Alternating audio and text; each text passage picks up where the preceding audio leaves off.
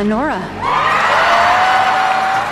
বিশ্ব চলচ্চিত্রের সবচেয়ে জমকালো ৯৭তম অস্কার আসরে ঘোষণা করা হয়েছে সেরা চলচ্চিত্র, অভিনেতা, অভিনেত্রী সহ বিজয়ীদের নাম।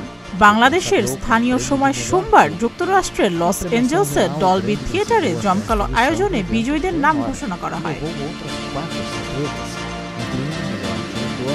দীর্ঘ ২২ বছর পর দ্য ব্রুটালিস্ট সিনেমার জন্য অস্কারে সেরা অভিনেতার পুরস্কার জিতেছেন আমেরিকান অভিনেতা অ্যাড্রিয়ান ব্রডি। অভিনেতা এ নিয়ে দ্বিতীয়বারের মতো অস্কার জিতলেন। অন্যদিকে অ্যানোরা সিনেমায় অভিনয়ের জন্য সেরা অভিনেত্রীর পুরস্কার পেয়েছেন মাইকি ম্যাডিসন। ২০২৩ সালে দ্য পিয়ানিস্ট সিনেমার জন্য প্রথম অস্কার জয় করেন অ্যাড্রিয়ান ব্রডি। মাত্র ২৯ বছর বয়সে সে সময়ে সর্বকনিষ্ঠ অভিনেতা হিসেবে অস্কার জয়ের রেকর্ড গড়েছিলেন তিনি।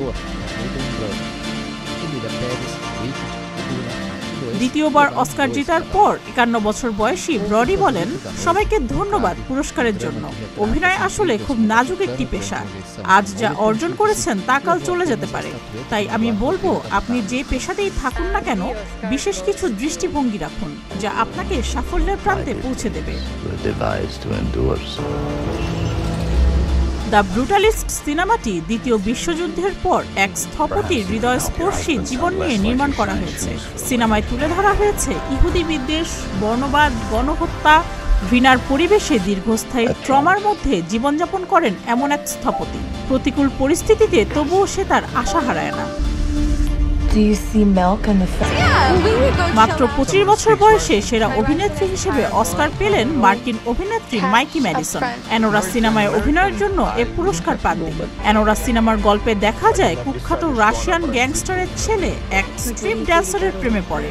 এরপর দুজন বিয়ে করে, কিন্তু সে গ্যাংস্টার বিয়ে মেনে নেয় না।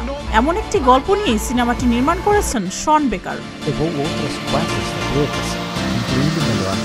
অ্যানোরার জন্য অস্কারে সেরা পরিচালকের পুরস্কার পেয়েছেন শন বেকার। সেরা সিনেমার পুরস্কারও জিতেছে অ্যানোরা। অস্কারে সেরা পার্শ্ব অভিনেতার পুরস্কারটি পেয়েছেন আমেরিকান অভিনেতা কিরান কালকিন।